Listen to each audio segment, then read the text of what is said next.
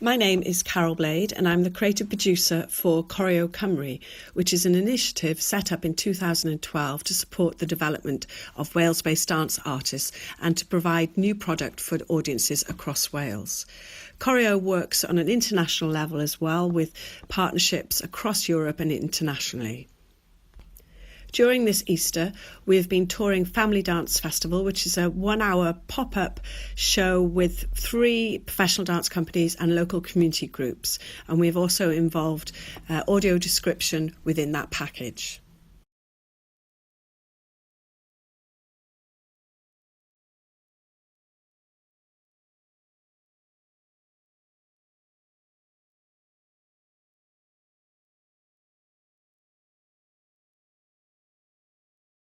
One of the main aims for Family Dance Festival was to make the work as accessible as possible and to really engage with new audiences. So the work is presented outdoors or in venue theatres. It's free of charge.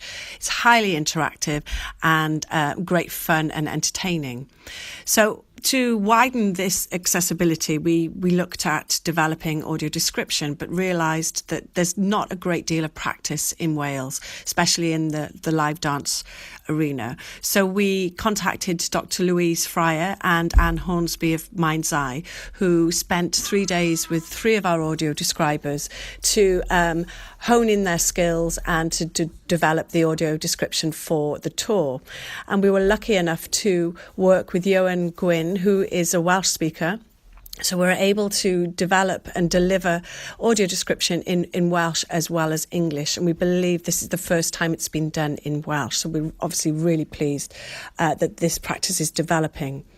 One of the things that we realised, however, during the tour is that people just aren't used to this kind of offer. So it has been a bit slow on the uptake. But we're hoping that if this continues into the future, word of mouth and people just getting used to this kind of offer, it'll certainly be, taken up.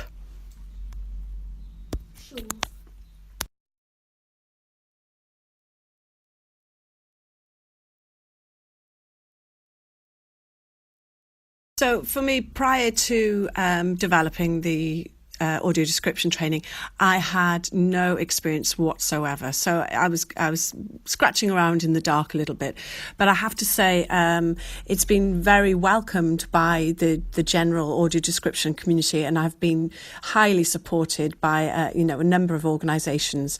That includes the Cardiff Institute for the Blind and Hint, Coreo Cymru's Hint, and also the mentors Louise and Anne.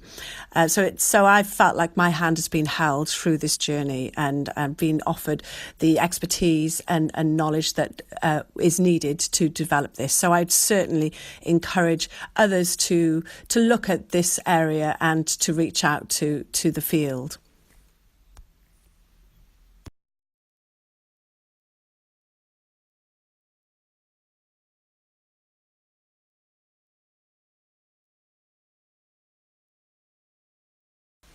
For my own practice, I've found it very enriching working to develop accessibilities. It's certainly broadened my horizons and made me think differently about how dance practice is delivered and presented to audiences.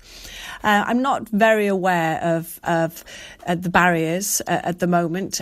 Certainly I know that the Arts Council of Wales are very supportive of work that involves equalities and supporting equalities and accessibilities. And I know that Wales-based artists have opportunity to create and develop interesting projects that certainly support breaking down those barriers.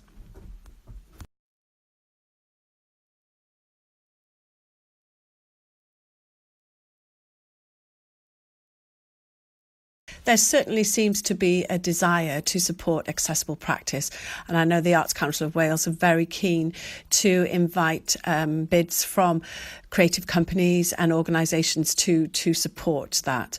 I think it's just a matter of inspiring these companies to think differently, think out of the box, and think in creative ways of how they can involve accessible practice within their general programmes. And certainly for dance, as I've said, audio description practice is lacking. So I hope in the future there'll be more programmes for dance that has audio description.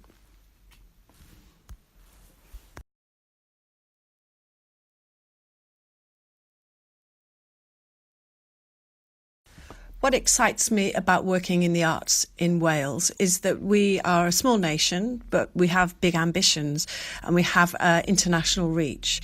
We also have a relatively small community and we're all networked in with each other. So we have the opportunity to create lots of interesting cross-discipline projects and to nurture and support each other in what we are doing.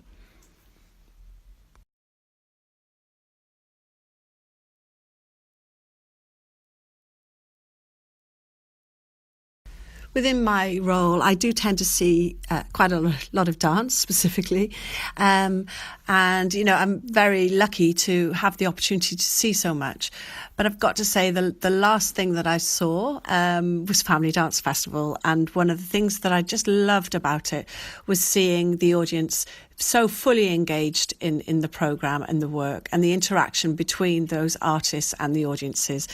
And also at the end, they all get up and have a dance as well. So that just feels like it's real and it's about the community and it's a shared experience and it's all about art enriching people's lives. So yes, I'd have to say Family Dance Festival is top of my list at the moment for things that I've recently seen that have been inspiring.